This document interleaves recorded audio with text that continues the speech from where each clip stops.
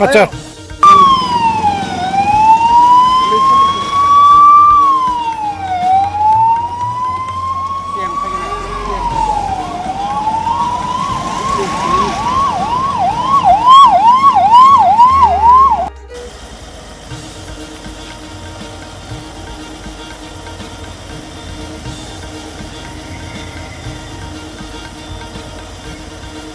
होने वाला है, तो उसको लेके वोटर्स और सारे पब्लिक को कॉन्फिडेंस दिलाने के लिए हम फ्लैग मार्च कर रहे हैं और हमारा व्हीकुलर पेट्रोलिंग भी हो रहा है सारे एडीसी एरियाज़ में।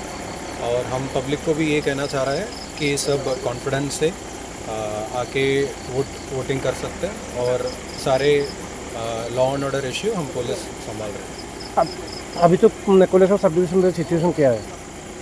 अभी सारे सिचुएशन पीसफुल है।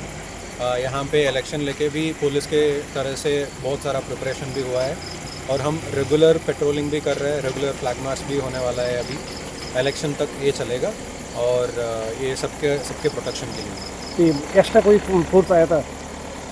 नहीं, हमारा जो इलेक्शन के लिए फोर्स है वो PH2 से ऑलरेडी आया है और हमारा पुलिस फोर्स है, सेक्टर फोर्स है, सिविल फोर्स है और TSR भी है, सब इलेक्शन ड्यूटी में।